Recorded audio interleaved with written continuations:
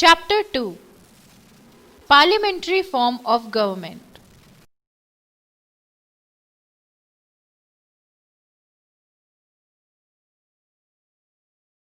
The Parliament. The Parliament is the highest law-making body in our country. The word Parliament is derived from a French word parler. The term parlour in English means a place where people sit and discuss all sorts of things which are included in politics. The President of India. India is a republican state where the head of the state is an elected person and is known as the President. He holds his office and powers for a definite period which are prescribed by the Constitution. The President of India is the constitutional head of the state. Indian Union. He is elected for a fixed period of 5 years but can be re-elected after the completion of his tenure. Qualifications for becoming the President. The candidate seeking the presidential election must have the following qualifications. 1. He must be a citizen of India. 2. Must be enlisted in the voters list. 3. Must have completed the age of 35 years. 4. Must not hold any office of profit under central or state government. If it happens, the post must be vacated before seeking the election. 5. Must not be a member of Parliament. How is the President of India elected? General citizens do not play any role in the presidential election. He is elected indirectly by an electoral college, which consists of the elected members of both the House of Parliament and of the legislative assemblies of states in accordance with the system of proportional representation. Tenure of the office. The President of India is elected for a fixed tenure of 5 years, as laid down in the Constitution, but he can be re-elected. President's office may fall vacant in case of sudden death or resignation, or through impeachment if there is any violation of the Constitution on part of the President. Until there is any settlement done, the Vice President holds the office. Powers of the President. The President is the head of the Indian Republic. He enjoys vast powers. Some of his powers are listed below.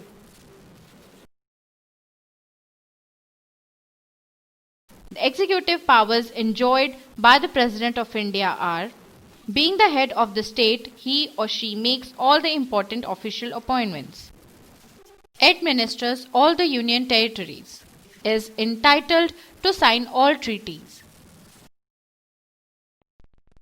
2. Judicial powers. Appoints the Chief Justice of the Supreme Court and High Courts and other judges of the Supreme Court and High Courts, not answerable to any court of law for the discharge of his or her duties. Has the power to grant pardon, reprieve, respite or remission of punishment, or may reduce or remit the sentence of any convict. 3. Legislative powers. The President summons and prorogues the Parliament twice in a year. Has the power to dissolve the Lok Sabha. No bill can become a law without his or her approval. Has the power to issue ordinance when the Parliament is not in session. 4. Financial powers. No money bill can be introduced in the Parliament without his or her prior permission. Has the power to sanction money from the contingency fund. 5. Emergency powers. Under the following conditions, he or she can use his or her emergency powers: in case of financial crisis, in case of failure of constitutional machinery, in case of foreign aggression. 6. Martial powers. As the Supreme Commander of the Defence Forces of India. The Rajya Sabha. The upper house of the Indian Parliament is known as the Rajya Sabha. Composition. At present, the total strength of the members of the Rajya Sabha is 245. Among them, 238 members represent the states and union territories, and 12 are nominated by the President of India to give representation to persons of distinction in the spheres of literature, science, art, and social service.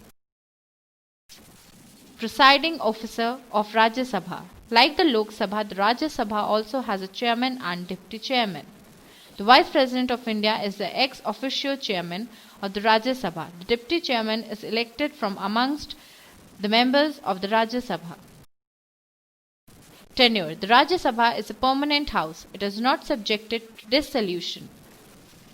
A member of the Rajya Sabha is elected for a fixed period of 6 years. 1/3 of its total members retire after every 2 years, and fresh elections are held to fill the vacant seats. Lok Sabha. The Lok Sabha is referred to as the lower house of Parliament. It is also known as House of the People because all its members, barring 2, are directly elected by the people. Composition. The Lok Sabha does not consist of more than 552 members. Out of these, 530 members can represent the states and not more than 20 members can represent union territories. The remaining 2 members are nominated by the President of India from the Anglo-Indian community. The membership from the states is on the basis of their population. Tenure. The members of the Lok Sabha are elected for a period of 5 years, but it can be dissolved earlier if the ruling party loses its majority. But in case of an emergency, the President can extend it for a period of 1 year. Qualification. To become a member of the Lok Sabha, a person must be a citizen of India, must not be less than 25 years of age, must be in the voters list, should not be insane, bankrupt, etc. Election. The members of the Lok Sabha are directly elected by the people. For this purpose, the whole country is divided into constituencies. Every adult citizen of India can vote on the basis of secret ballot to elect the candidate of his or her choice from respective areas. After the elections are over, the party that secures the maximum seats is invited by the President to form the government. The Speaker and the Deputy Speaker. The newly elected members of the Lok Sabha elect its chairman and vice chairman, known as the Speaker and the Deputy Speaker, respectively. The Vice Chairman or Deputy Speaker acts as the Speaker of the Lok Sabha where the Speaker is on leave or resigns from his post. Powers of the Parliament. The Lok Sabha and the Rajya Sabha comprise Parliament. The powers of the Parliament can be described as under: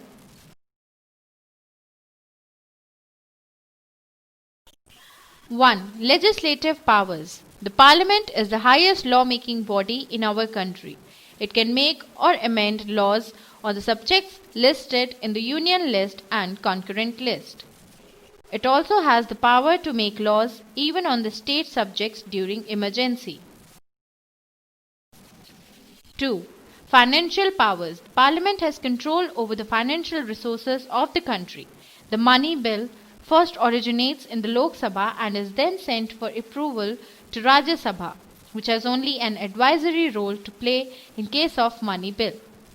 Before becoming a law, the bill must receive assent of President. A bill is a kind of proposal or suggestion put forward by the members of the Lok Sabha or the Rajya Sabha. 2 types of bills are introduced in Parliament: ordinary bills and money bills. From bill to law. Debating a bill. Making of law. First reading, introducing a bill. Second reading, discussions and committee report. Third reading, debate over the bill.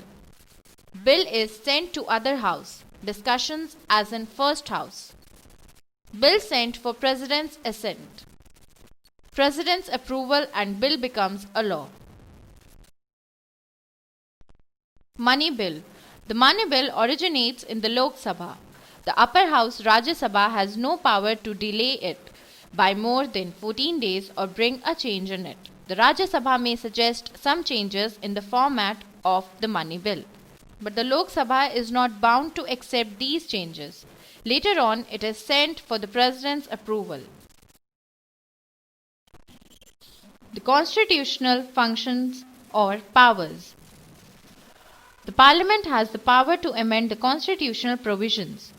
There are some constitutional provisions which can be amended easily by a simple majority. But for amending the major portions or sections of the Constitution, a two-thirds majority of both the houses is a must. 4. Executive powers. In a parliamentary form of government, the Council of Ministers is collectively made responsible to the House of the People, the Lok Sabha. The Parliament controls the executive by questioning the ministers about their policies and decisions. 5. Elective functions and judicial powers. The members of both the houses and the elected members of the state assemblies elect the President of India. Besides this, the members of Rajya Sabha have the power to remove the President and Vice President of India. These members also have the power to remove the judges of the Supreme Court and High Courts. The Prime Minister and the Council of Ministers. The Prime Minister of India is the real head of the executive and is the pivot around which the whole constitution machinery revolves. The Council of Ministers, headed by the Prime Minister of India, is the most powerful institution of Indian politics. Appointment of the Prime Minister and the Council of Ministers. The leader of the majority party is generally elected as the Prime Minister by the President of India. On the advice of the Prime Minister, the Council of Ministers is also appointed by the President. Role of Prime Minister. Being the head of the Council of Ministers, the Prime Minister can intervene in any discussion in the Parliament. On advice of the Prime Minister, the President can dissolve the Lok Sabha. The Prime Minister acts as a chain between the Council of Ministers and President. All appointments are made by the President of India in consultation with the Prime Minister. The Prime Minister also advises the President on summoning the Parliament and declaration of emergency. Council of Ministers. The Council of Ministers consists of three types of ministers. These are Cabinet Ministers, Ministers of State, Deputy Ministers. The size of the Council of Ministers is not fixed by the Constitution of India, but according to the 91st Constitution Amendment Act, the Council of Ministers shall not be more than 15% of the total strength of the Lok Sabha. Role and functions of the Council of Ministers. The Cabinet formulates external and domestic policies of the government and is responsible for taking all major decisions. It is responsible for controlling the expenditure of the country and raising necessary revenues to meet it.